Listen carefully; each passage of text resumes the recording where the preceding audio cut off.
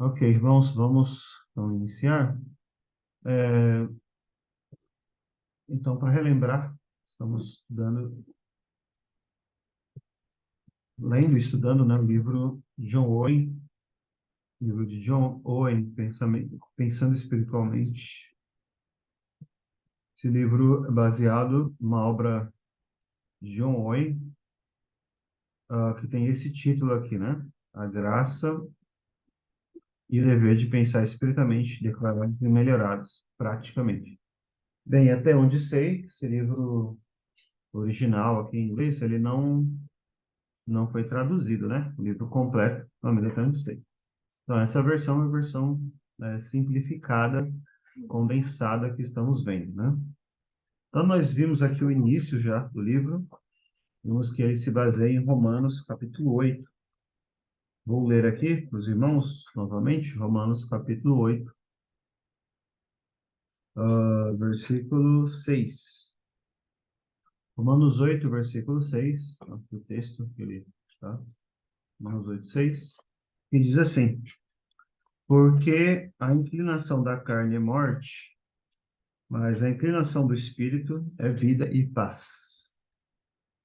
Então, mais uma vez, porque a inclinação da carne é morte, mas a inclinação do espírito é vida e paz. Então, Romanos 8, 6. Então, com base nesse texto, né, na primeira parte do livro, o livro é dividido em duas partes, o livreto aqui, né? A primeira parte é o exame da natureza, a natureza, é sobre a natureza da mentalidade espiritual.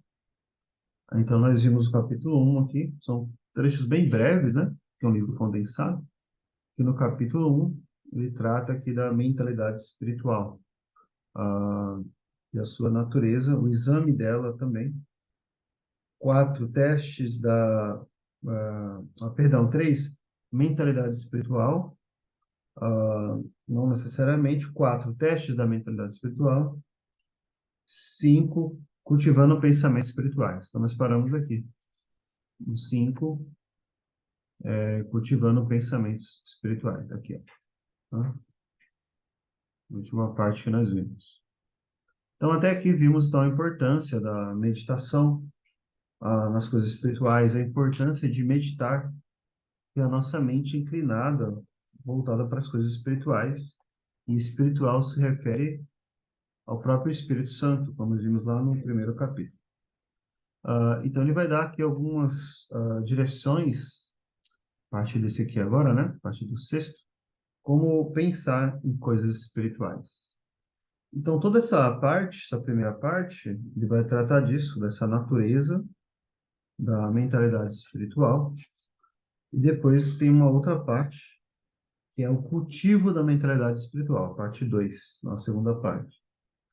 O cultivo, propriamente dito, ele vai tratar mais na próxima parte. Então, essa primeira parte ainda é sobre a natureza da mentalidade espiritual, mas ele já dá aqui alguns direcionamentos. Bem, antes da gente começar, né? Por que que esse assunto é importante? É muito importante, né? Tratar sobre a importância da mentalidade espiritual ou da prática da meditação espiritual. Então, como já comentamos da outra vez, esse era um tema muito comum, muito recorrente para os puritanos, de modo geral, né? A maioria, e também a igreja como um todo, né? Não só na época do John Owen, a igreja antes também de John Owen, os reformadores, até antes, né? Você vê muitos escritos devocionais, assim. Você vê nos pais da igreja também, você vê em Agostinho bastante, né? Meditações espirituais. É muito importante esse tema.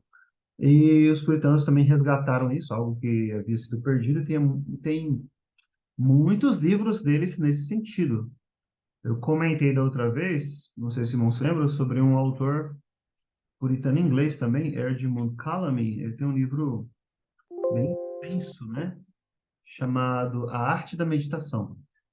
Eu li quase praticamente todo, mas é muito longo e não tem traduzido ainda. E é bem complexo o livro, como sempre, né? Como eles são complexos. E muito profundo, né? Sobre essa questão da devoção. Então é isso que chama a atenção nesses autores. Eles não eram apenas teólogos no sentido ali, né, de apresentar um ensino correto, exato das escrituras, mais sistemático possível, né? Nós temos isso em muitas teologias sistemáticas, mas eles apresentam juntamente essa profundidade, né? Essa devoção profunda, né? É muito importante. O irmão William comentou aqui, os nutrientes só podem ser incorporados ao corpo se forem bem digeridos. Exatamente, isso é a meditação. Lembra que o Calame usa ilustrações assim, esse autor, né? É como a vaca lá que fica ruminando, né? É o ruminar. Você precisa digerir bem aquilo que você come, precisa dirigir bem, digerir bem aquilo que você escuta ou ler também, né, sobre as coisas espirituais. Então é algo muito, a Bíblia, a palavra de Deus sempre dá isso, né, essas comparações com o alimento, nem só de pão viverá o homem, né, mas a palavra que sai da boca do Senhor. Então é muito importante nós pensarmos nisso, né? Então, é como que você não apenas se alimentar, mas também você de fato ruminar, digerir bem aquilo que você escuta. Esses autores, então, escreveram muito sobre isso. E autores após também, os puritanos, autores bíblicos, assim, autores dessa linha reformada também escreveram sobre isso.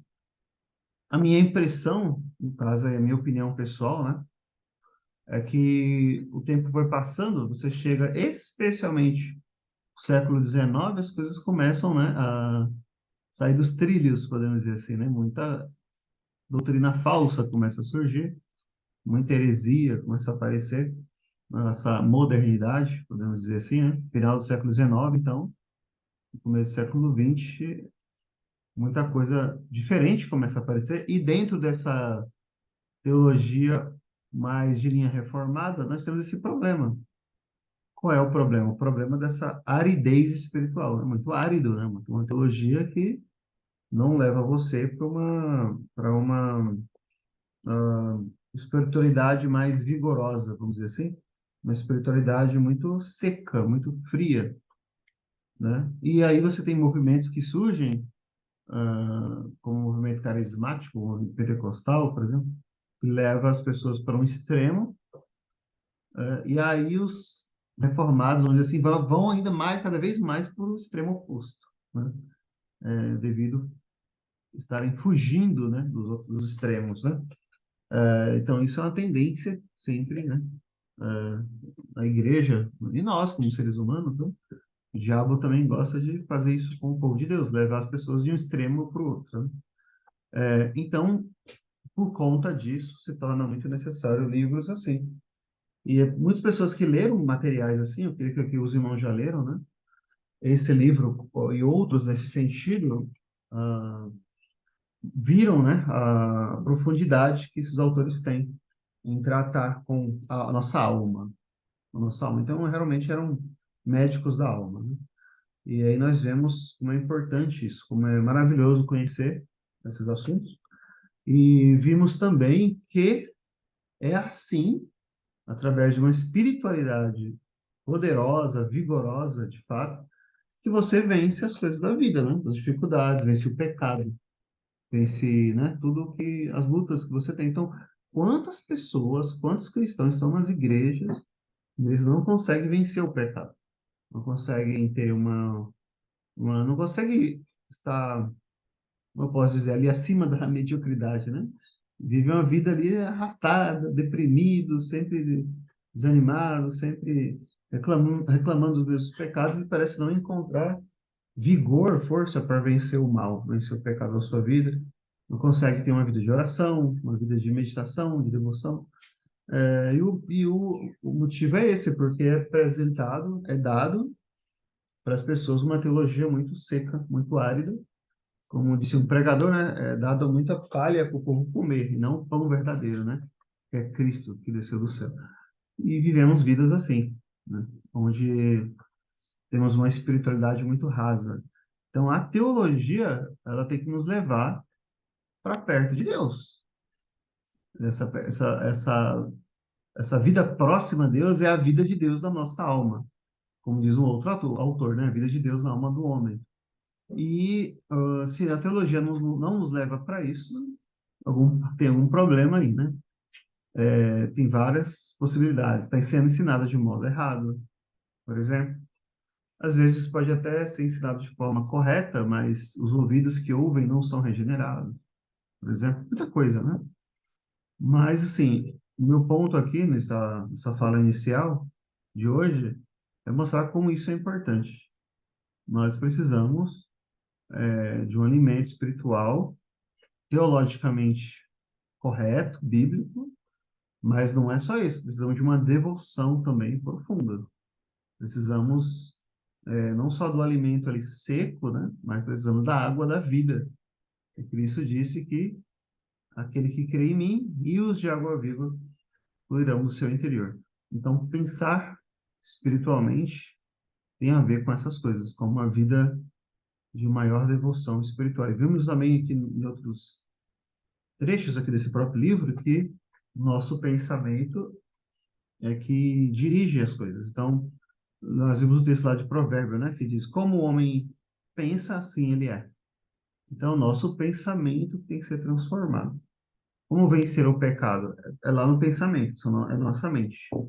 É na mente que você começa a vencer o pecado e todas as outras dificuldades, né, que possam se apresentar, possam ser as dificuldades que podem se apresentar na vida cristã.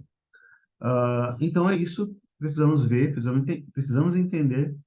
Eu creio que é isso que falta muitas vezes ser ensinado nas igrejas de modo geral em nossos dias. Então a importância disso, né, do pensamento espiritual. Então aqui é o ponto 6, como pensar em coisas espirituais. A mentalidade espiritual tem reais vantagens, ainda que achemos difícil alcançá-la. Desejo sugerir algumas coisas úteis. Por exemplo, precisamos estar seguros de que quando pensarmos no céu, começamos por fatos reais.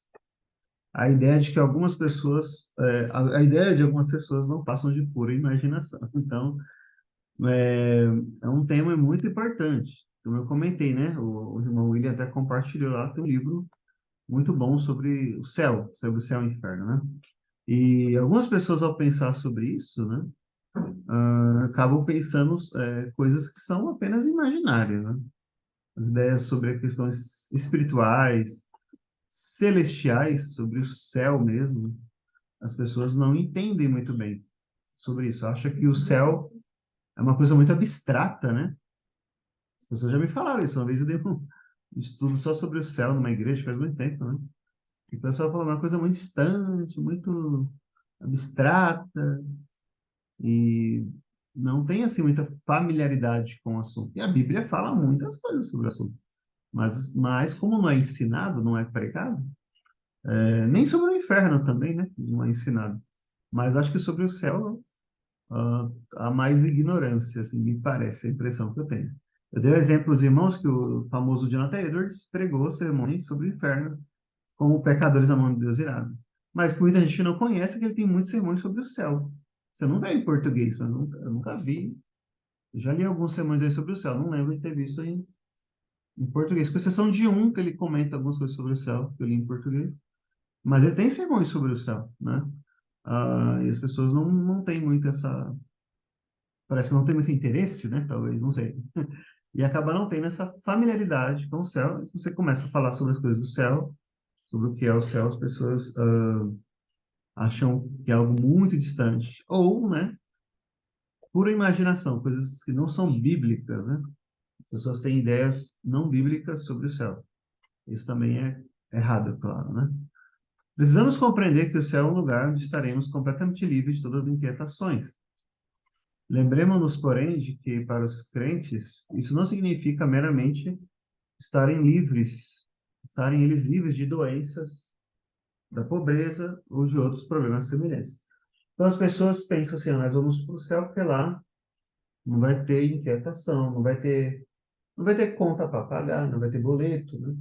Nos preocupa tanto que não vai ter problema com os políticos, com os impostos, etc., né? Não vai ter doença, né? Não vai ter pobreza, etc. Então, essa é uma mentalidade que as pessoas têm. Já parou para pensar nisso? Muitas pessoas têm, uma mentalidade terrena sobre o céu. Não é estranho, né? Era para ser celestial a mentalidade, espiritual, mas até isso as pessoas tornam carnais, né? Tornam isso uma coisa carnal. Ah, o céu vai ter lá as grandes mansões, as mansões celestiais, vou ter uma casa grande para mim, vou ter isso aqui, sempre usando o padrão terreno, né? Para se referir às coisas do céu. O céu significa libertação de algo pior do que esses problemas. Significa completa libertação do pecado. É aqui que está a questão do crente verdadeiro, né? Libertação do pecado. Como eu comentei outra vez já, né, com os irmãos, é esse o desejo principal e o lamento do cristão, né, verdadeiro, nascido de novo. A luta dele é contra o pecado. O que mais atormenta o cristão não é, então, as contas para pagar, até nem mesmo as enfermidades, tudo mais, os problemas, os políticos, tudo mais, corrupção na sociedade, e tal. Ah, claro, tudo isso também pode nos incomodar. Mas sabemos que o que causa tudo isso é uma coisa chamada pecado. Então não adiantaria nada você ter uma sociedade boa, um país muito bom, né, uma cidade muito boa, não tendo todos esses problemas aí difíceis e ainda continuar vivendo o pecado ainda, né? E isso existe, irmão. Isso existe. Existe países, primeiro mundo, que é muito bom a vida lá e tal, muito bom viver, né? Mas o pecado está lá dentro ainda do nosso coração. Então, aquela frase famosa do Jean-Jacques Rousseau, né? Nós não concordamos.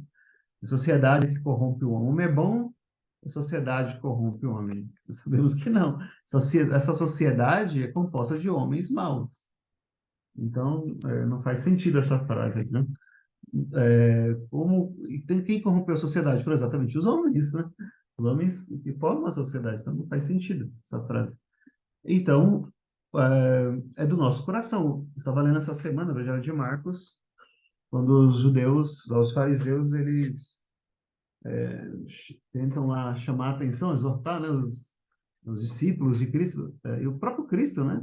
Ah, eles comem sem lavar a mão, sem lavar as mãos. O que Cristo fala, mas não é o que entra, é o que sai do coração do homem. O que corrompe o homem é o que entra, é o que sai. O problema maior, então, não é comer sem lavar a mão. Claro que você pode lavar a mão, é bom, é higiênico, mas não adianta fazer isso se lá dentro, né, do coração, é que está todo o mal. A corrupção está lá. Ela vem lá de dentro. Os maus pensamentos, adultério, etc., na loucura do homem, etc., vem lá de dentro do coração, o Senhor Jesus fala, né? O pecado está lá dentro. Então você pode resolver todos os problemas externos, mas lá dentro de você, no dentro do seu coração está o mal, está o pecado. Então é contra esse mal que o cristão luta. Então não adianta ser liberto só dos problemas externos, né? Não posso pensar em nada que seja mais animador do que considerar isso, pois frequentemente cristãos ficam decepcionados por verem que a pecaminosidade ainda os afeta. Um sinal da mentalidade espiritual se vê quando pensar na completa libertação do jugo do pecado nos traz prazer. Mesmo o cristão mais humilde, que sinceramente se entristece com o pecado, pode desfrutar o prazer de tais pensamentos. Então, o verdadeiro cristão, ele tem por desejo e por interesse viver livre do pecado. O maior lamento do cristão é não conseguir se livrar completamente do pecado. Então, por consequência, quanto maior for a busca por santidade, e quanto mais piedade haver na vida do cristão, mais prazer, mais alegria. J.C. Ryle escreveu Santidade, ele fala isso, santidade, para o cristão, santidade nada mais é que sinônimo de felicidade, né? Você conseguir vencer o mal, o pecado, e os cristãos conseguem alcançar um certo nível de santidade. É possível nessa vida, não perfeita, mas é possível. Então, se o céu vai me libertar desse mal, então vai ser algo maravilhoso. Já parou para pensar nisso? Se você pudesse, hoje, nesse exato momento, ficar livre de todo o pecado que está no seu coração, de toda a inclinação para o pecado, de toda a tentação, você teria seus pensamentos completamente perfeitos, voltados para Deus toda a sua vida.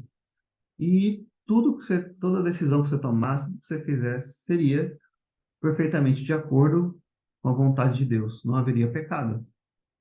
Você encontraria uma plena alegria, felicidade, prazer em Deus, de maneira plena, perfeita. Era isso que aconteceria. E a única coisa que nos fará isso será o céu. Lá, então, não entrará o nosso pecado. Ou seja, por isso o céu, esse é o primeiro motivo, um dos mais importantes, porque o céu, ele é um lugar de completa felicidade. E é a libertação completa de todo o mal, de todo o pecado. Façamos o contraste dessa maneira de ver o céu com as ideias errôneas de muitos sobre ele. Para eles, o céu é um lugar onde vão gozar plenamente de coisas terrenas que agora o atraem.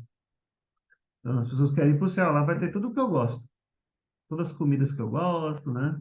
Uma casa, não sei o quê, vai ter uma mansão, vai ter as coisas de ouro lá e tal. As pessoas pensam isso, né? Essa é a mentalidade que você vê aí, muitos evangélicos, inclusive, né? E os muçulmanos, então, né? O pensamento deles bem carnal, né? Sobre o céu. Extremamente carnal, né? Não é nada espiritual. Não há nada de espiritual acerca do céu deles. O verdadeiro conceito do céu nunca entra nas imaginações deles. Outros sugerem que o céu é um lugar onde as nossas almas se sentem totalmente cativadas pela beleza e bondade do ser divino. Isso é uma meia-verdade, mas não é a verdade completa. Estaremos lá por contemplar, vimos lá no livro do Êxodo, a beleza do ser divino, com certeza. Isso faz parte do céu, mas não é somente isso, né? As Escrituras indicam que o maior prazer do céu é que os crentes verão a glória de Cristo e entenderão a sabedoria de Deus, de tudo quanto Deus fez pela salvação da igreja. O livro que eu mencionei, que fala sobre o céu, tem um trecho que o autor fala isso. Aquela ideia, tem uma ideia que algumas pessoas acreditam, que no céu vai haver uma espécie de amnésia. Já viram essa ideia? Uma amnésia coletiva, onde eles dizem que nós não nos lembraremos, né, das coisas que aconteceram na Terra. Dizem isso. Algumas pessoas creem nisso. Conheci presbíteros que criam assim até, dentro da igreja presbiteriana, por exemplo. Então, não creio que seja correto, né? Numa base para isso. As escrituras com muitos textos, né? Por exemplo, o rico e o Lázaro, né? Eles lembram, né? O rico lembra, fala da família dele, inclusive, né? Você também lá em Apocalipse 6, você vê lá em Apocalipse 6 que as almas que João vê, o apóstolo João vê, elas lembram, porque elas falam lá para Deus, né? Até quando o Senhor não vingarás o nosso sangue, né? Elas lembram que elas foram mortas pelo Evangelho.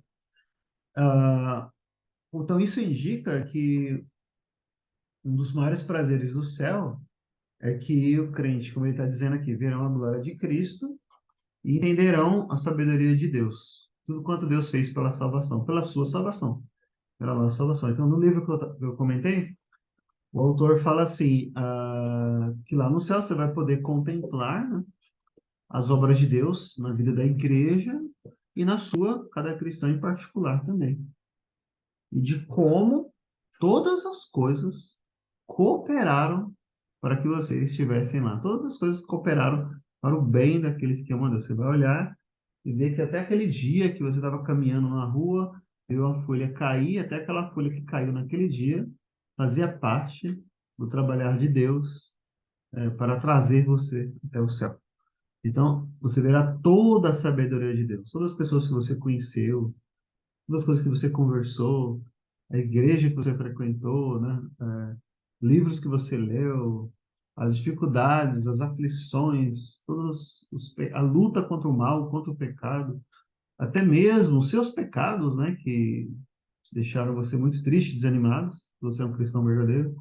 Tudo isso estava debaixo do poder de Deus, da soberania de Deus, e tudo isso cooperou para que você estivesse lá. Você vai contemplar, então, a sabedoria de Deus, a glória de Deus em Cristo Jesus de fazer tudo isso acontecer. Lembra que vimos lá em Efésios, comentei isso em algum dos estudos, né? Que os anjos, eles veem isso, eles contemplam a igreja Efésios 3, Paulo diz, né, pela igreja, eles contemplam os anjos, os principados e potestades nos céus, eles contemplam a sabedoria de Deus, a multiforme sabedoria de Deus. Então você vai poder contemplar o todo. Agora nós conhecemos em parte apenas, né? Mas imagina conhecer, então, todo o quadro que Deus está pintando, né? Não só da sua vida, mas da igreja, e de como Deus conectou você a tantos irmãos em Cristo que você conheceu, no seu país, na sua língua, e em outras línguas. E cristãos do passado, cristãos do futuro, cristãos de todos os lugares, desde Abel, desde Adão e Eva, desde Abel, o primeiro macho, até hoje. Isso é algo glorioso, isso é algo maravilhoso. Você poderá contemplar tudo isso, a sua própria história da sua vida, tudo que Deus fez na sua vida. Vou dar um exemplo aqui, humano, né? Nós gostamos de histórias, né? Nós gostamos de histórias. O ser humano gosta de histórias. Gostamos de contar história, gostamos de ouvir histórias. Por isso nós gostamos de livros, né? Ler livros, tem histórias. E é por isso que os seres humanos, nós gostamos, as pessoas gostam de filmes, séries, assistir, que tem histórias interessantes, são histórias. E você assiste essas histórias, seja lá como for, livros, seja como for, em filmes, você fica animado, né? Puxa, que interessante, o que vai acontecer no próximo capítulo aqui? Né? Que interessante, que legal. Por que nós gostamos disso? Porque nós somos criados com com esse gosto. Porque Deus, ele é um escritor de histórias. A história da redenção foi Deus que escreveu. A história da sua vida foi Deus que escreveu, das nossas vidas. Consegue parar para imaginar isso? Como isso é incrível? E você assiste lá um episódio de sei lá, uma coisa muito boa, um filme, você fica maravilhado com aquela história. Que autor incrível, como o cara criou essa história? Eu já vi isso muitas vezes. Agora imagine a história de Deus, né? Que ele está escrevendo, das nossas vidas, e no céu você poder contemplar isso, né? Vai ser melhor do que qualquer filme, qualquer série que você poderá ver aqui na Terra, né? Qualquer livro. A história dos cristãos, como eles são, e como elas serão perfeitamente entrelaçadas, né? Formando um todo e ao mesmo tempo uma parte que é singular, né? Única, ao mesmo tempo coletiva, ao mesmo tempo simples, ao mesmo tempo complexa, ao mesmo tempo profunda, ao mesmo tempo, ainda que curta, por muitos cristãos que viram pouco tempo, longa, não importa. Deus conseguirá entrelaçar tudo isso, né?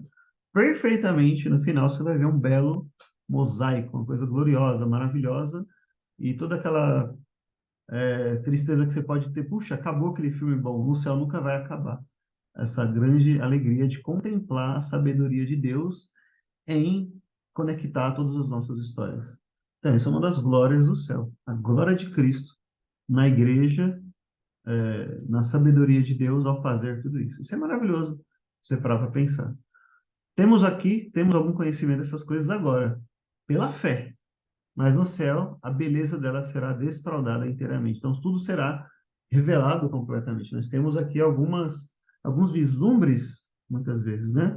Da obra de Deus, que Deus está fazendo na nossa vida. E nós nos alegramos, e Deus nos dá algumas pitadas, né? Poucos ou pequenos vislumbres para nos animar, para nos alegrar. Agora, no céu, teremos isso inteiramente revelado para nós. A Bíblia nos ensina a esperar, a esperar essa espécie de céu. E o Espírito Santo em nós atualmente nos está preparando para ele. Outras ideias do céu podem satisfazer tanto os piores como os melhores incrédulos. Porquanto, aqueles que nada sabem da graça de Deus na terra não apreciarão a glória de Cristo no além. No além, no caso aqui, é no céu, né? Os que pensam espiritualmente não querem outro céu, senão o que a graça de Deus neles os faz aguardar anelantemente. Quando tivermos aprendido os fatos sobre o céu, devemos pensar frequentemente neles e nos que eles significam para nós. Dessa maneira, poderemos ter uma mentalidade cada vez mais espiritual. Todos nós, com cara descoberta, refletindo como espelho a glória do Senhor, somos transformados de glória em glória na mesma imagem, como pelo Espírito do Senhor. Esses pensamentos são uma prova de que realmente desejamos ter mentalidade espiritual. Pois onde estiver o vosso tesouro, aí estará também o vosso coração. Será bom se nos submetemos a estes testes. Se falharmos neles, só pode ser por duas razões. Ou somos ignorantes da verdade sobre o céu, ou não gostamos de pensar no céu porque não temos mentalidade espiritual. Esse versículo aqui é um dos que eu mais fiquei pensando depois que eu li o livro, né? Sobre o céu, muito tempo atrás. Onde estiver o vosso tesouro, aí estará também o vosso coração. Especialmente o livro do Richard Baxter, chamado O Eterno Descanso dos Santos. Ele usa esse texto aqui, é muito interessante, né? Onde estiver o vosso tesouro, onde está o nosso tesouro? Nosso tesouro, Cristo, né? Ele está lá no céu. Então, lá também estará o nosso coração. Ou seja, os nossos pensamentos, nossas afeições, os nossos desejos, elas estão onde está o nosso coração. Agora, se o nosso tesouro são as coisas deste mundo, então o nosso coração vai estar nesse mundo. Mas se o nosso tesouro estiver no céu, o nosso coração lá estará também. E o nosso coração envolve essas coisas, né? As afeições, os pensamentos, os desejos, né? Que estão em nós. Então, qual é o problema? Somos muito ignorantes sobre o céu. Esse é o caso de um, ou de alguns, ou de outros, eles não têm mesmo uma mentalidade espiritual, né? Então, veja a importância de conhecer esse assunto. Não só devemos estar meditando nos reais fatos sobre o céu, mas também devemos contrastá-los com os do lugar oposto, o inferno. Há pessoas que afirmam que tal lugar não existe. Outros temem que possa haver tal lugar, porém relutam em pensar nele. Mas eu escrevo para os crentes verdadeiros. Quanto mais estes pensam nas misérias eternas, mais animados se sentem a dar graças a Deus pela salvação que Ele lhes deu graciosamente em Cristo Jesus. Então, meditar sobre o inferno é muito importante, tanto quanto sobre o céu.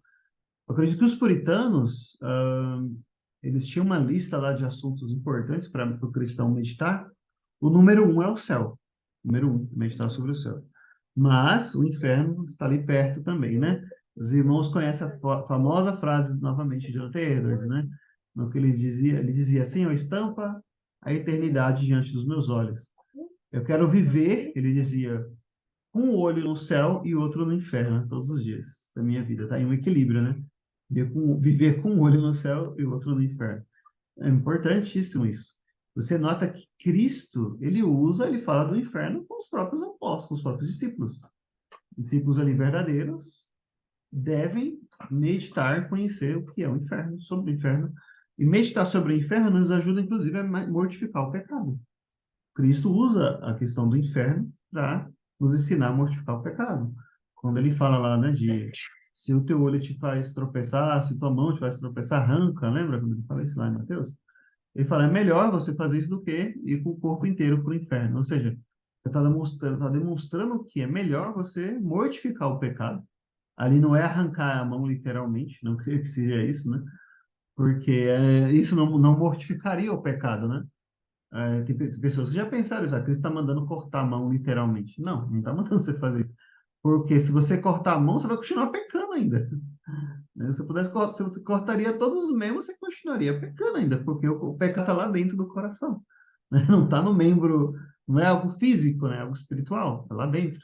Você corta uma mão, você pega com a outra. Você corta a outra mão, você pega com os cotocos que sobram. E assim por diante. Você está lá dentro, né? O que é cortar a mão? É algo espiritual. É a mão que faz você pecar. Como as pessoas pecam com a mão? Você peca com a mão, muitas pessoas roubando, muitas pessoas hoje, né, com celular, com computador, com mouse na mão, né? E assim por diante, você peca com as mãos, você peca com os pés. Quando você anda por caminhos, né, tortuosos, pecaminosos, né? Você peca com os olhos, você vê, então é esse olho, essa mão que deve ser cortada, né? A gente faz pecar nesse sentido, né? Segundo lá Mateus capítulo 5. Então, não é literal. E como você, o que te ajuda? Uma das coisas que te ajuda a mortificar o pecado é meditar sobre isso. Meditar que o inferno é o modo como Deus lida com o nosso pecado. O pecado, eu quero dizer nosso, eu quero dizer o pecado em geral, né? O pecado ser humano. O inferno, você entender o que é o inferno, toda, toda ah, o tormento do inferno, ele nada mais é do que a opinião de Deus sobre o seu pecado. A opinião de Deus. Se você pudesse perguntar para Deus, o que que Deus pensa sobre o meu pecado? Senhor, qual é a sua opinião sobre o meu pecado? Minha opinião se chama inferno. É assim que Deus enxerga o seu pecado, né? Então, meditar sobre isso, sobre o inferno, é muito importante, né? Pensar nas misérias eternas, né? Muito importante. Então, fazer um contraste, né, com o céu. Desejo fazer mais dois comentários finais sobre o ato de meditar nas coisas espirituais. Ah, sobre o hábito, né, de meditar nas coisas espirituais. Há ocasiões em que, por fraqueza ou cansaço, é muitíssimo difícil concentrarmos em tais pensamentos, nos concentrar neles, né? Permita-me dizer-lhes que, se vocês não conseguem meditar, não parem de fazê-lo. Voltem à tarefa uma e outra vez durante o dia. Lamentem cada vez que falharem. Busquem consolo, consolo de passagens das Escrituras, como a de Romanos 8, 23 a 26. Em segundo lugar, assegure-se de não perder o progresso que tinham feito anteriormente quanto à meditação. Se vocês negligenciarem o hábito por qualquer tempo que seja, ele logo os abandonará de vez. E o que é pior, vão contentar-se com outras coisas que não são espirituais. Então, voltando aqui no título aqui do capítulo, como pensar em coisas espirituais, né? Então, como conhecer, por exemplo, aprender mais sobre o céu e o que ele significa. O que significa estar livre do pecado. Outra maneira, entender também e conhecer as misérias eternas sobre o pecado, sobre as consequências do pecado. Então, isso é muito importante para aprendermos a prática de meditar as coisas espirituais.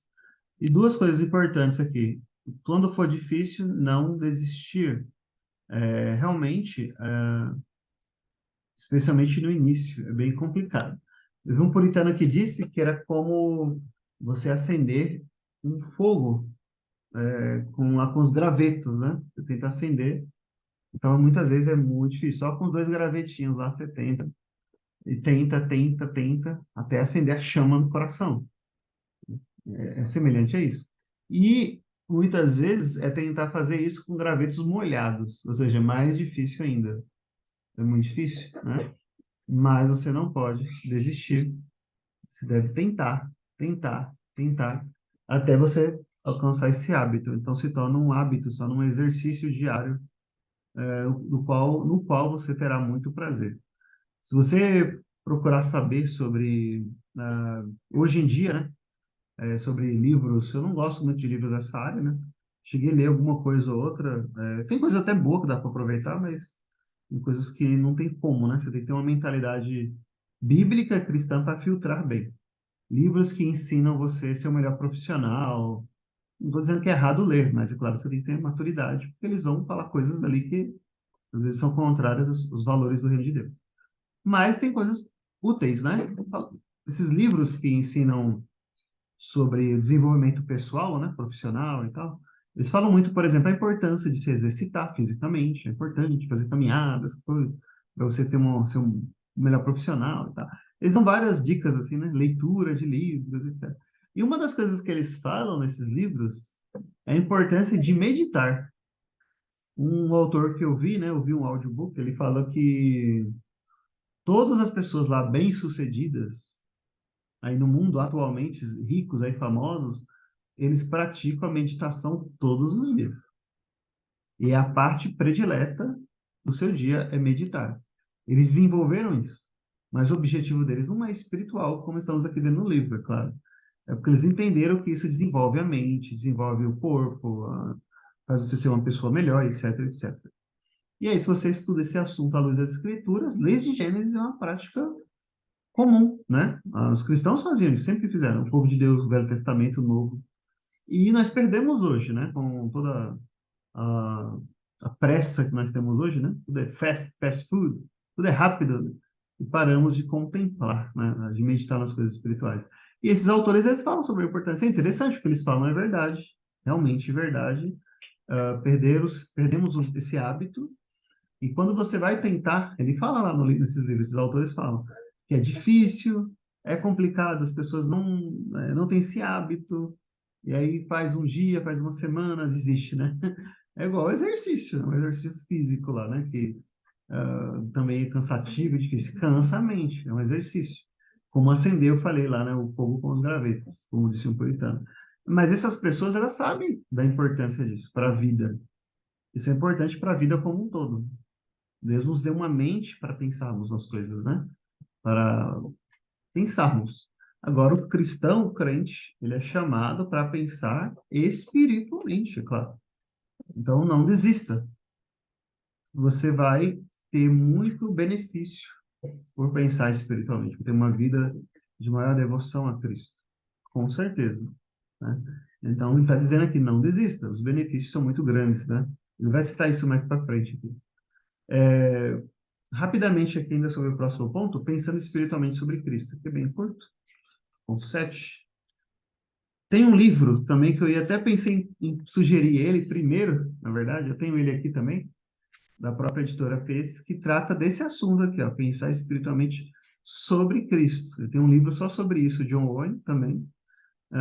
Posso ser breve sobre isso, porque escrevi um livro completo sobre isso. Ele escreveu, ele fala aqui, né?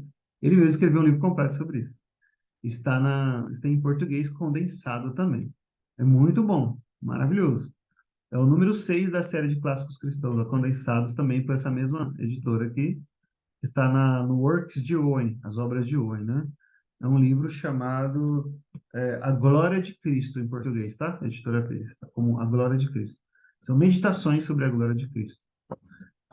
Pode ser útil considerar algumas questões práticas. Por exemplo, a nossa paz com Deus depende do que Cristo fez por nós. Nós o amamos por isso. E mais, regozijamo-nos porque agora ele é tão glorioso no céu. Esperamos estar com ele futuramente, mas não teremos o gozo de estar com ele lá, se não temos o gozo de estar com ele aqui. Conheço algumas pessoas que ficam inquietas e passam muito tempo sem ter Cristo em seus pensamentos. E é triste porque, porém, conheço muito mais pessoas que raramente o têm em seus pensamentos. Então, será que nós pensamos em Cristo e na sua glória, na glória de Cristo, e como ele está no céu, está lá em Apocalipse capítulo 1, né? E que logo estaremos com ele. Richard Baxter, ele tem uma ilustração maravilhosa sobre isso. Consegue imaginar você quanto cristão, você individualmente, não você como indivíduo, você consegue imaginar o dia que você vai se encontrar com Cristo? Você, pessoalmente, cada um de nós iremos nos encontrar com Ele, uma pessoa de Cristo. Você vai parar para refletir, imaginar nisso? O Richard Baxter fala assim: imagina como será o encontro do amor criado, ou seja, o nosso amor, o amor da criatura, com o amor incriado, com o amor eterno. Como será esse abraço? Como será esse encontro? Será uma explosão de grande deleite, prazer e felicidade do cristão, né? Ele jamais sonhou ou imaginou. Vocês se lembram do texto que eu acho maravilhoso, né? De Salomão? Salomão é um dos tipos de Cristo como rei, né? E Salomão, dotado de toda aquela sabedoria, ele foi visitado por uma rainha. Os irmãos lembram disso? A rainha de Sabá. E ela ficou fora de si quando ela viu toda a riqueza de Salomão. Quando ela viu toda a glória de Salomão, a rainha de Sabá ficou fora de si.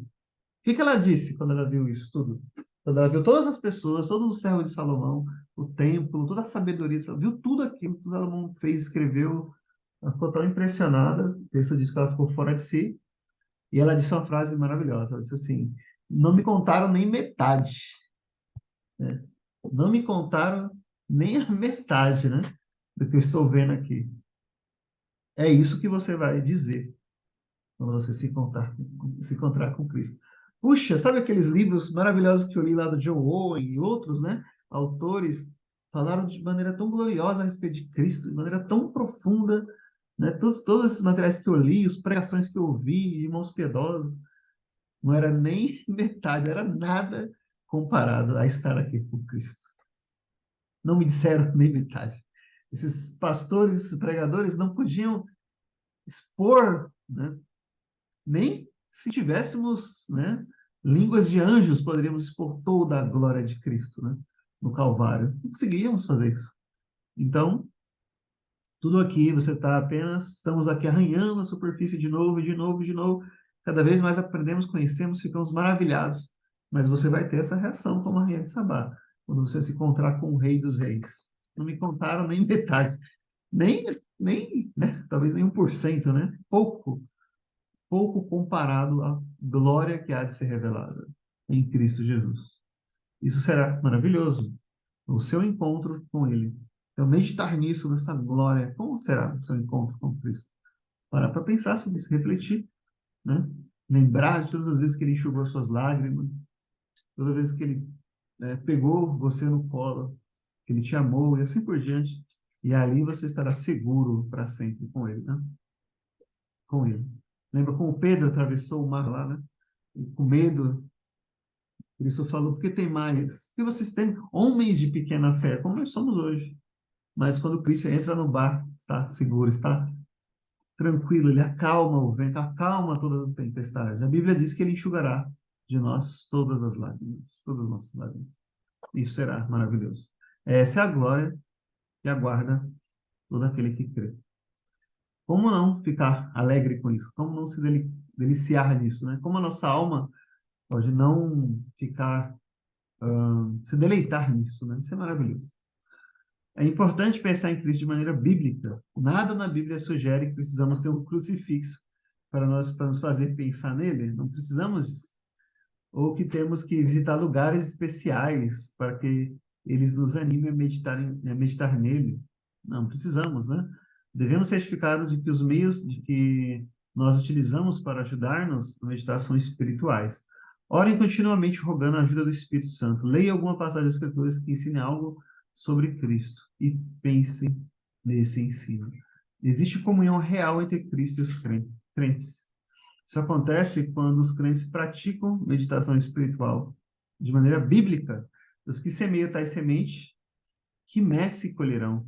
Tais pensamentos sobre Cristo são muito bem aceitos por ele. Cântico de Salomão.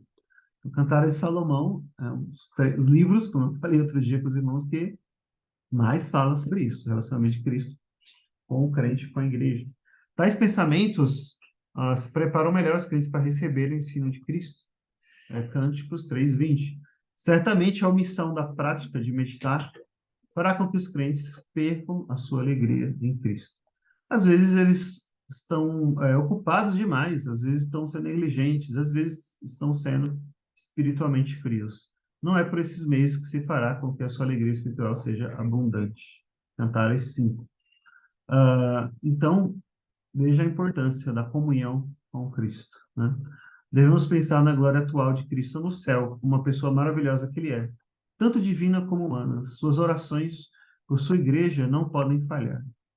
Quando a sua igreja estiver completa, veremos a glória da sua vinda para julgar o mundo.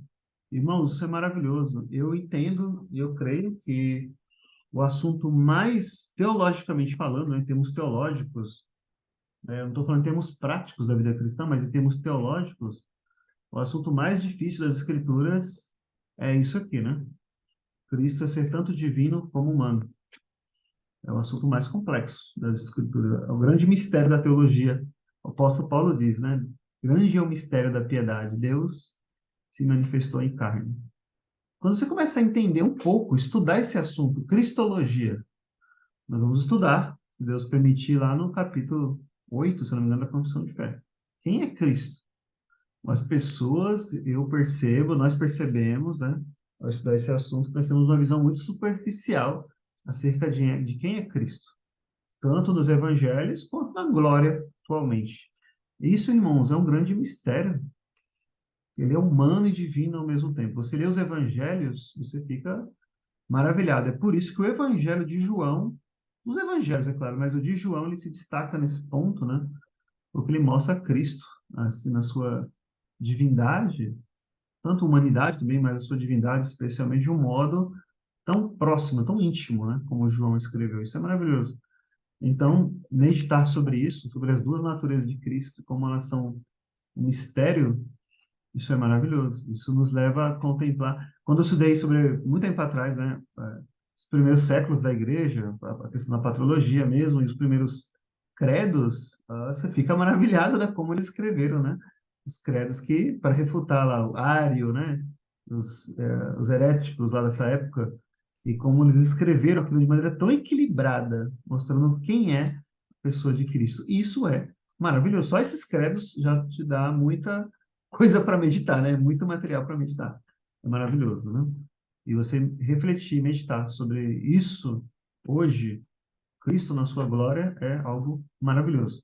Então, o livro do Owen sobre isso, né? É muito incrível, é muito bom esse livro. Meditações sobre a glória de Cristo.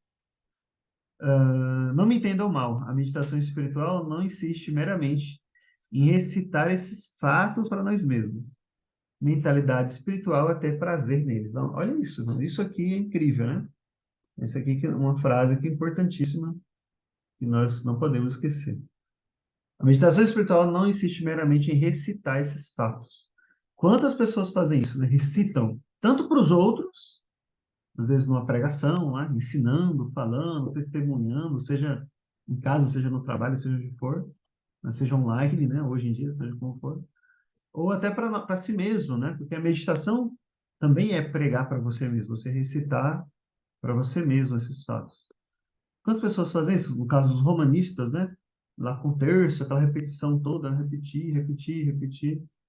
Isso não é mentalidade espiritual. Andar com o terço para cima e para baixo não é mentalidade espiritual, né? Ou rezar muitas Ave-Marias no Pai Nosso, ou, né, muitos evangélicos que participam de eventos aí, etc e tal, achando que isso é uma mentalidade espiritual. Enquanto a pessoa está tendo prazer na coisa externa em si, né? Tendo prazer só no ajuntamento ali, né? Ou só no ritual em si que ela está prestando. E não é isso. Mas a mentalidade espiritual é ter prazer, um prazer real, espiritual nessas coisas. Então é isso aqui, ó. Isso que nós vimos nos Salmos, Salmo 119, por exemplo, o Salmo 19 e outros textos, né? Onde ele diz que a palavra de Deus é realmente como mel para mim, é doce, ela é algo prazeroso. A lei de Deus, os seus mandamentos não são penosos. Você tem prazer nessas coisas, nas coisas espirituais. Você então conhece as coisas de Cristo, o Evangelho, e você tem prazer nele, nessas coisas. Essa é a mentalidade espiritual. Então, não é meramente recitar ou conhecer os fatos, mas é aquilo que vimos lá no outro livro, né? É você degustar com o seu coração as coisas espirituais. Finalmente, pensar nas glórias eternas de Cristo será a melhor maneira de suportar as tribulações desta vida. É um privilégio sofrer segundo a vontade de Deus, Filipenses 1:29. Mas a única maneira pela qual enfrentamos alegremente as nossas tribulações é contrapondo a elas o prospecto da nossa futura glória de Cristo. Você contrapõe, você faz um contraste. A nossa leve e momentânea tribulação, leve e momentânea, produz um eterno peso de glória. Então, a aflição ela é leve e momentânea, e a glória ela é pesada e ela é eterna. É um contraste que o apóstolo Paulo faz lá em 2 Coríntios. Esse texto é maravilhoso, não é? A nossa leve e momentânea tribulação produz um eterno peso de glória. As outras numerosas maneiras das quais as pessoas procuram socorrer-se para encarar as aflições são como um remédio que alivia a nossa dor temporariamente, deixando-nos depois como estávamos antes. Então, às vezes, nós procuramos um remédio ali que alivia apenas temporariamente. E aí, por isso, você pensa, como essas pessoas, o próprio John Owen, irmã Walter comentou, né? E outros irmãos, Thomas Boston, todos esses outros, os mártires, né? Eles sofreram muito, né? Owen enterrou de todos os filhos, se eu não me engano, né? Muito sofrimento, muitas angústias, muitas tribulações. Os cristãos sofreram muito mais do que nós hoje, né? Como eles conseguiam, né? Então, é essa mentalidade espiritual que os deixavam, né, mais próximos de Deus, mais próximos de Cristo. E isso trazia um grande alívio, né, para suas almas, né? Então, andar com Cristo, estar com Deus, né? Às vezes os sofrimentos são esgotantes e parecem sem fim. Há somente uma fonte de consolo e força. Quando a mente está cheia de pensamentos sobre as glórias, ora, invisíveis à eternidade com Cristo, é tão possível entender que até esse sofrimento é momentâneo. É o texto que eu acabei de citar, 2 Coríntios 4.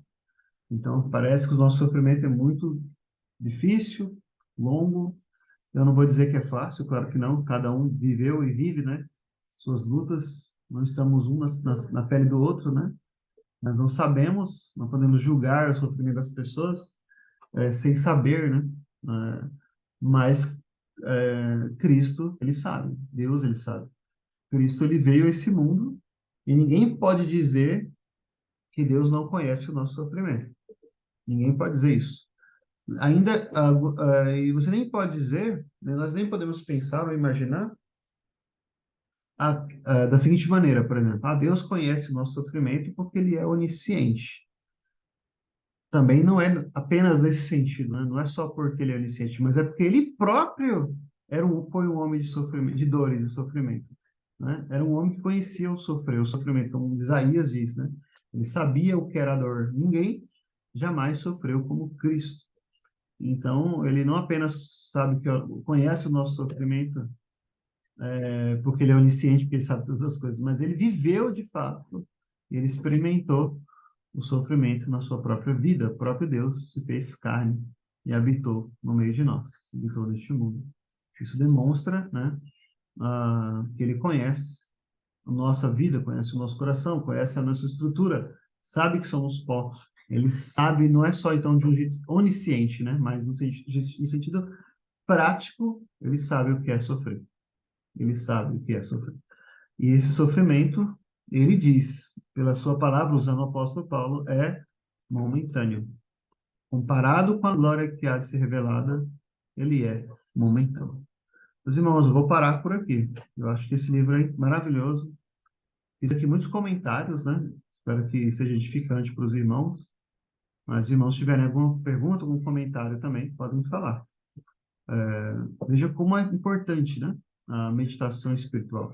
Veja como é importante ter uma vida voltada, para Deus nos nossos pensamentos, né?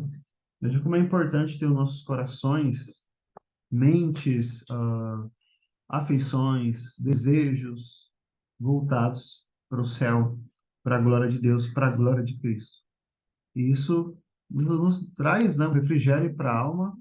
Isso nos mostra que o Evangelho é uma realidade.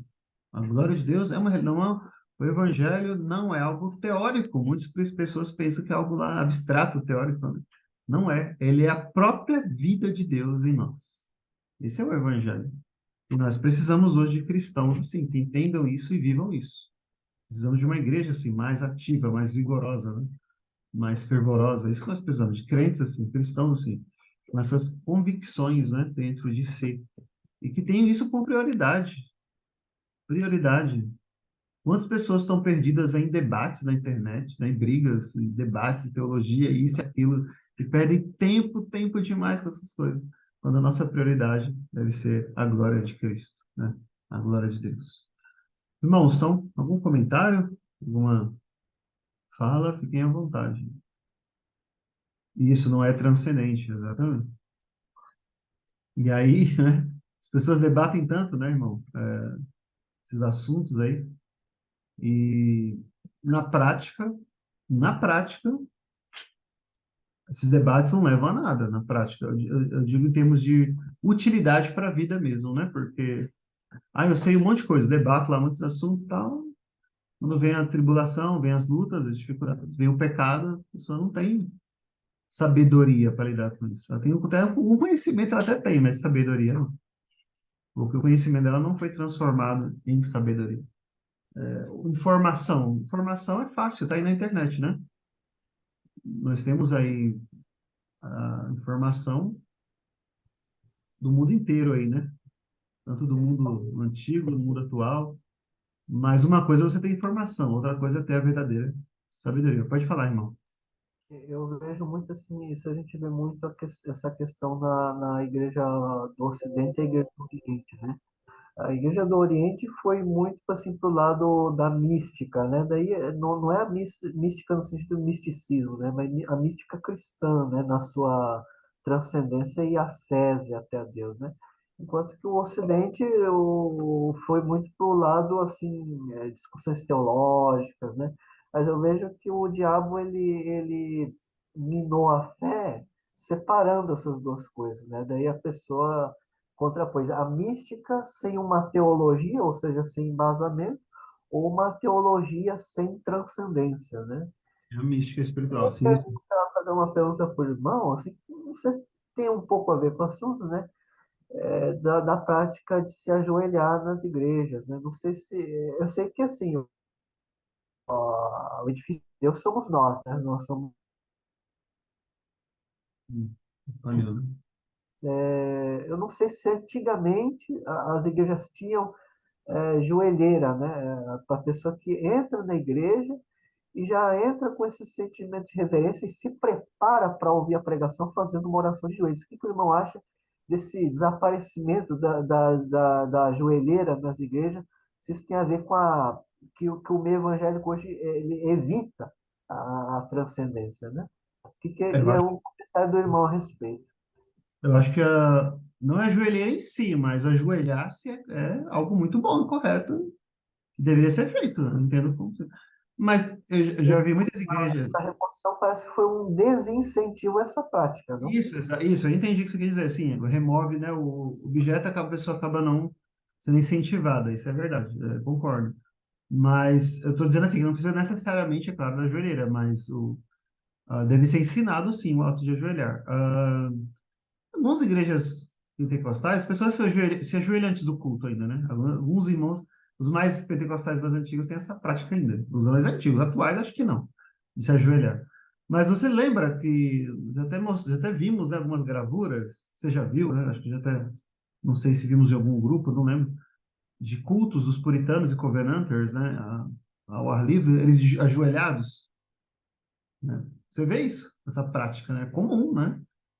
O que eles eram contra é a questão, por exemplo, ah, que poderia gerar uma idolatria, era ajoelhar, receber o sacramento de joelhos, né? Então, era isso que era errado. Porque envolveria alguma adoração ao sacramento. Isso é errado. Mas o ajoelhar para orar é bíblico, é correto. Eu creio que o cristão deve fazer isso em particular, essa é a minha opinião, em particular. Tudo depende do lugar, mas eu vejo que essa retirada aí da joelheira é até para desincentivar. Aí Sim. você entra na igreja, assim, parece que você sente um peixe fora d'água, né? Assim, é Aham. lógico, você pode fazer isso em qualquer lugar. Mas, assim, na igreja, antes de começar o culto, eu acho que deveria ter essa instrução, porque é um bom preparo para o seu coração ter uma certa reverência, né? Certeza. O diretório de culto de Westminster comenta sobre isso, né? Sobre como chegar no templo, né? E a reverência, lá fala sobre isso, né? Como chegar, e fala até detalhes, né? Não ficar de conversinha, não ficar não sei o quê. Não. Ali é um momento de adoração, de reverência, temor a Deus, né? E o ajoelhar-se é muito, acho que é muito sério, é uma coisa muito importante, nos leva, né, a uma reverência. E eu concordo, as pessoas fazem coisas, né, na prática, como remover, né? Uma coisinha aqui, uma coisa acolá, outra coisa, acaba tirando. Mundo consegue ajoelhar, porque, né, precisa daquele apoio. A pessoa às vezes tem problema de joelho, às vezes nem pode ajoelhar também, mas quem Tem pode pessoas que, ajoelhar e já tem uma certa dificuldade, aquilo lá ajuda bastante, né? para quem não pode, ajuda bastante, assim. Eu acho muito interessante. Eu vejo como algo muito bom. E eu estranhei um pouco, assim, estranhei até no início o fato de algumas igrejas, assim, no estilo, vou pegar o exemplo prático, né, batista, presbiteriano, né, que se diz mais teologicamente, vamos supor assim, melhor, não tem essa prática. Eu acho estranho, difícil você encontrar, eu acho, né, minha opinião, na minha experiência, não sei o preço de outros irmãos. Você não vê, quando começamos a ir, até minha esposa comentou isso bem no início. Por que o pessoal não ajoelha aqui, né? Na igreja presbiteriana, por exemplo, é estranho. Até na Assembleia de Deus mais antiga, o pessoal ajoelha, né? E você vê que na... Por que não, né? Estranho isso, né? Não estou dizendo que a prática lá está totalmente correta da Assembleia de Deus, não estou dizendo isso, mas o ato de ajoelhar, pelo menos, as pessoas mais antigas fazem, né? Os jovens acho que nem não fazem muito, não, mas em geral, pelo menos. Isso eu achei estranho. Achei estranho não haver isso e não haver nenhuma explicação, nenhum incentivo a isso, né? Nada, nenhum comentário desde o início. Estranho. Então, assim, aquele momento, vamos supor que o culto começa às 18, 19, não importa. Mas as pessoas serem ensinadas a chegar minutos antes, um tempo antes, não sei, 15, 20, 30 minutos antes, para ter esse momento ali de ajoelhar-se, né? Preparar ali seu coração, sua mente, para voltar-se para adorar Deus. Agora, chegar tudo apressado, né? Nem no horário o pessoal chega, né? Só chega 15, 10, 20, 15 minutos, 30 minutos atrasado. A congregação tinha isso, só que era de um jeito legalista, né? Aí o legalismo é ruim. Mas as pessoas fazem tudo apressadamente, né? Sabe? Pressa, pressa, pressa. E aí o próprio culto, a própria adoração também virou uma coisa fast food, né? Uma coisa muito rápida ali, né? É errado, né? O certo é você chegar com um tempo para você pensar, refletir, meditar, orar, ajoelhar-se, né? E aí você está ali preparando sua mente e seu coração, claro. É por isso que nós não tiramos um proveito do culto também, né? Grande proveito muitas pessoas. O próprio domingo, o dia do Senhor, também é para isso, claro. E aquele momento de adoração, muito mais, né? E aí você não tira proveito, porque você não meditou, você não preparou seu coração para receber, né, a palavra de Deus, ou até mesmo o sacramento, né, quando houver a ceia, por exemplo, também. Ou até o batismo, né? Você vê alguém sendo batizado ali, você ser levado a meditar, virou uma coisa muito fria, muito, ao meu ver, uma coisa muito fria, mecânica. Alguém me perguntou essa semana, teve uma pessoa que eu nem conheço, assim, exatamente, mandou uma mensagem perguntando isso. Ah, como será que os puritanos viam essa questão do culto assim, assim? Porque algumas pessoas têm a impressão que é um culto muito frio, né? Só canta salmo, sem instrumento, frio. E não é isso, né? Não é. Na verdade, é o oposto. Mas olha que interessante. As pessoas acham, pessoas bem intencionadas, acham que o culto precisa ter um maior calor. E é verdade, ok, concordo. Só que para fazer isso, vamos colocar alguns elementos a mais, né? Para poder as pessoas ficarem mais animadas. Vamos bater palma, vamos trazer instrumentos, vamos trazer música tal, a música X, Y, tal, para as pessoas ficarem, né? Ter um culto alegre, vamos dizer assim. E isso é errado, porque você está igual usar, é a síndrome de usar, né? Você quer dar uma mãozinha para Deus. Então Deus não sabia, então, que ele estava ordenando, né? Para o culto, né? Eu preciso incrementar esse culto. Agora, se o culto é frio, porque a constatação está correta, o culto é frio. Não é porque falta esses elementos humanos, né? É porque as pessoas são frias na sua vida espiritual. É por isso. Então, durante a semana, a pessoa não tem vida com Deus, ela não tem vida de oração, ela não tem leitura da palavra, meditação, ela não tem nada disso. Chega no domingo, é claro que o culto vai ser frio, né? Entende? Então, precisa de toda uma preparação, né? Espiritual para o culto ser espiritual e fervoroso, né? Irmão, minha mãe tem uma pergunta, não é muito dentro do assunto, mas é questão de assim, que veio, acho que questão de devoção, essas coisas, né? Essa semana passada eu fui visitar o túmulo dos meus pais, né? Aí o William falou, acho que isso não é muito correto, não, mas se você quer arejar a sua cabeça, não sei o quê. E quando a gente estava na igreja romana, eles faziam essa missa de dia dos mortos, né? Inclusive, o padre ia até no cemitério com todos os fiéis. E agora a gente sente assim, será que não precisa mais fazer mais nada disso, então? Só orando para. O William fala que a gente não deve nem orar para as almas das pessoas que já se foram, né? Então, eu queria uma opinião sobre isso. De Não, você. nós não oramos pelos mortos, não. Não oramos pelos mortos. Não podemos, não devemos fazer isso. Mas só temos que tomar cuidado com o seguinte: ir a um cemitério, olhar lá o túmulo, ver se está tudo em ordem, tá tudo bem fazer isso, né? Tranquilo, né? Ver se está tudo certinho, né? Ver se está tudo organizado. Não há problema nenhum em visitar cemitério nesse sentido. Na verdade, tá aí uma outra fonte de meditação. É saudável. Da morte, Oi? Não entendi. pensar na morte, né? Isso, e Eclesiastes, é provérbio, se eu não me engano, fala isso, né? Que É proveitoso, sim, você ir velório, né? Que eu falei para minha mãe é assim, você não pode ir de um modo supersticioso. Não, não. Agora, E, eu falei para ela que o cemitério foi invenção dos cristãos, né? sim, sim, Você é, acha exatamente. que a maioria não sabe? Foi invenção dos cristãos. Mas Sim, agora sim. você não pode ir de um modo supersticioso. É isso que eu Não, falei. perfeito, é isso mesmo. Não pode supersticiosamente, mas visitar por outros motivos, motivos Ah, sociais, por tudo bem. exemplo, de saudade, algum tipo assim, né? É, por exemplo, para meditar, você pode ir para meditar também, para buscar as coisas, pensar em Deus, nas coisas de Deus, pensar no mundo por vir, pensar nas duas realidades eternas, o céu e o inferno. Nesse sentido, sim, tudo bem, mas não de modo supersticioso, para rezar, orar pelos mortos, aí não é bíblico, né? Não é Uhum. correto. Mas a questão, própria questão do sepultamento é uma coisa cristã, sim, que vem lá do Velho Testamento, inclusive. Inclusive, eu falei isso numa pregação faz muito tempo. Acho que a Val devia estar presente, o Silvio, que me conhece há mais tempo, sobre lá quando Abraão ele sepulta Sara, né? No expositivo de Gênesis, nós falamos desse ponto. E o cristão, na verdade, o cristianismo é contra a cremação, na verdade, né? Cremação não é bíblico, né? O sepultamento que é bíblico, né? Ah, e por vários motivos lá, né? Tem um livrinho sobre isso, a editora Pace também tem um livrinho sobre isso, né? Sobre o porquê. Então, isso nos leva a meditar. É importante meditar, né? Sobre esses assuntos, sobre sepultamento, velório, porque nos leva a pensar nas coisas espirituais. Nesse sentido, é saudável, é bom, mas não é do modo como o romanismo ensina, né? A superstição, o espiritismo também ensina, claro, desse jeito não, né? O budismo também, né? Infelizmente, também tem uma questão até de adoração aos antepassados, também não pode acontecer. Pensando que há alguma coisa da pessoa, assim, espiritualmente falando, ainda está lá, né? Porque a alma já tá com Deus ou está no inferno, né? É nesse sentido, não, mas cuidar, visitar, conhecer, saber é importante. É claro que É é mesmo que importante. perguntou sobre levar flores. Se for no sentido não supersticioso, não vejo problema. Se não for supersticioso. Perfeito, tá? Mas é Uhum. superstição. Mas não pode ter superstição quanto a isso. Né? Eu queria falar uma coisa. Pois não.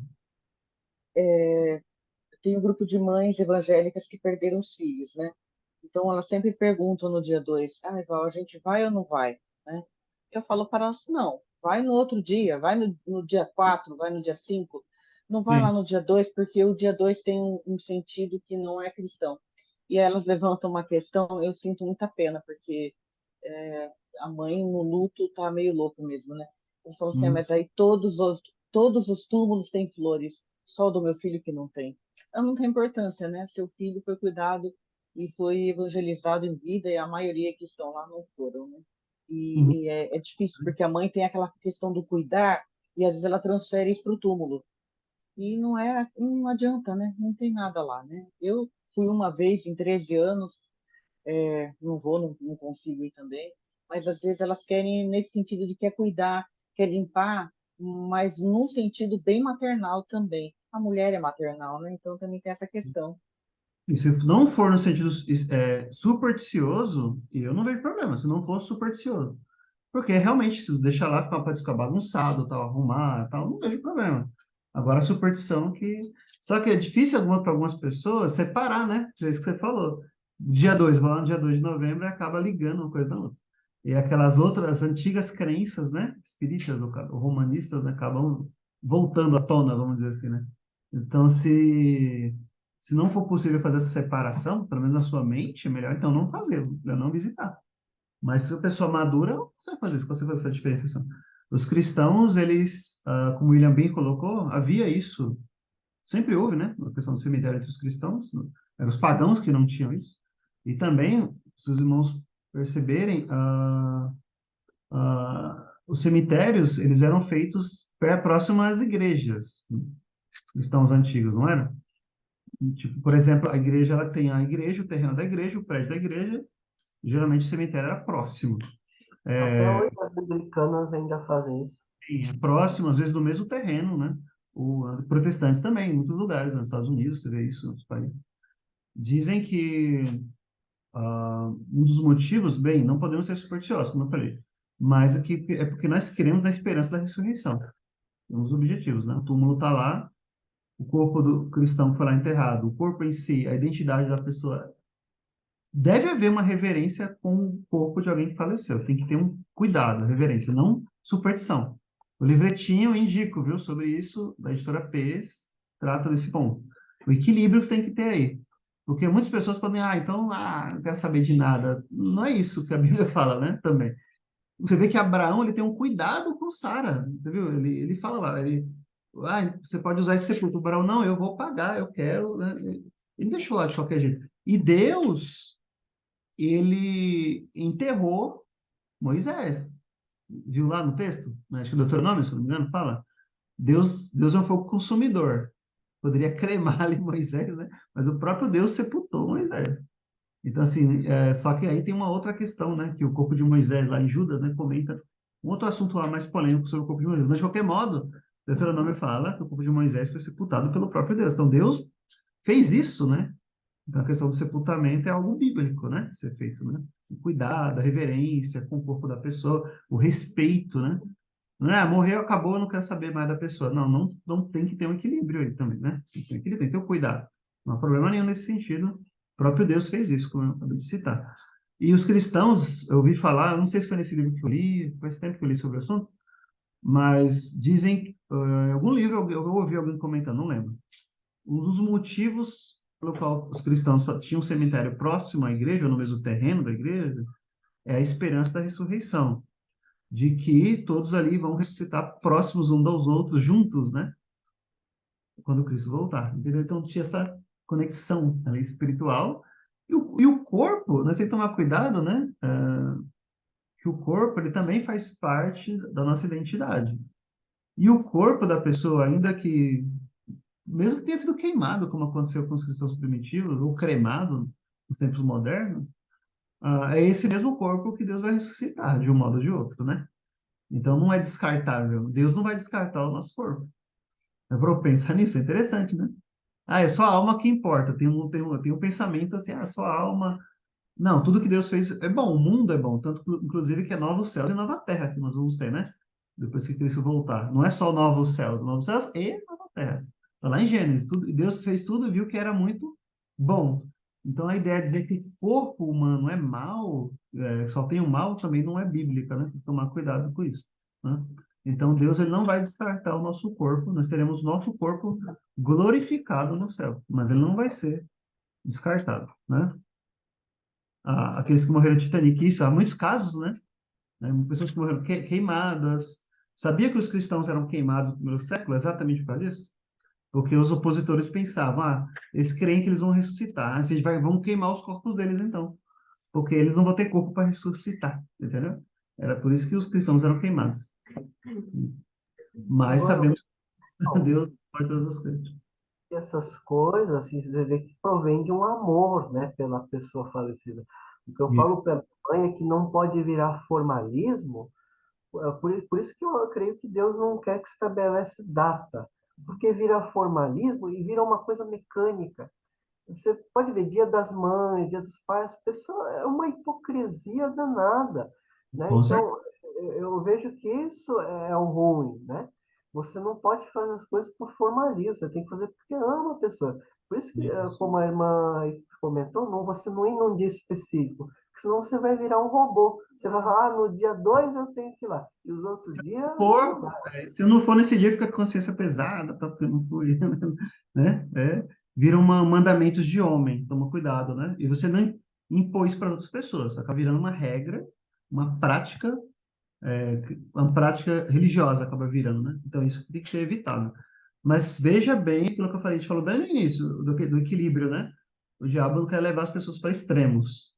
O fato de nós não cremos como os romanistas não quer dizer que a gente não vai ter respeito nenhum pela pessoa que faleceu, claro que não, né? Porque na Bíblia você vê exemplos disso, o próprio Deus tendo esse respeito, né?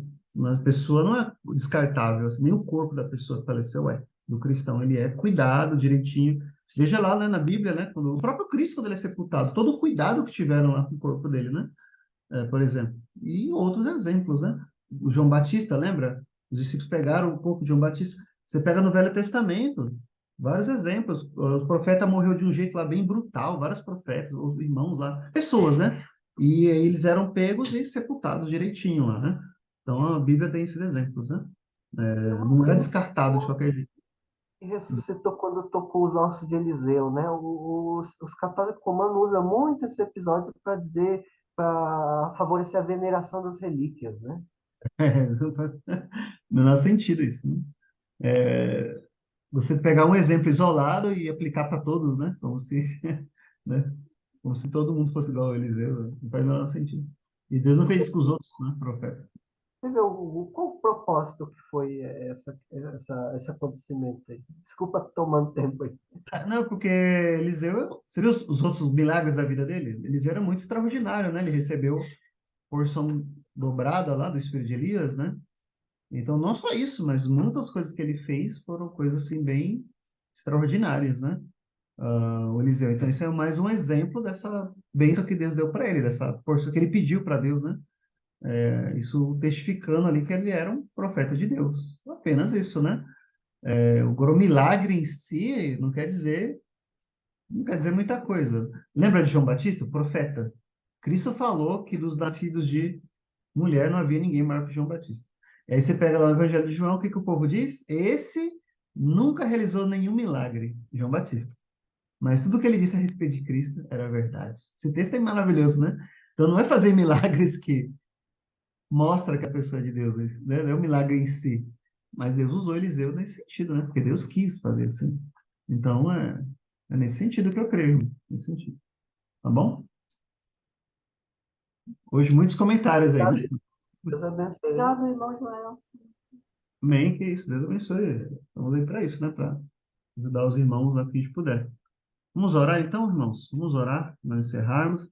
E que eu acho que foi proveitoso falar desses assuntos sim também hoje. E tudo isso nos leva a meditar. Meditar. E olha quanta coisa a gente precisa se desvencilhar, né? Tantas coisas erradas, pensamentos desequilibrados, às vezes, né, que nós temos, por causa de superstição, de um lado, ou ignorância do outro também, né? A gente tem que tomar cuidado com isso. Vamos orar. O irmão William pode fazer essa oração? Encerramos? Oremos. Senhor, nosso Deus e nosso bendito e amado Pai, a quem nós, por grande graça, podemos te chamar de Pai.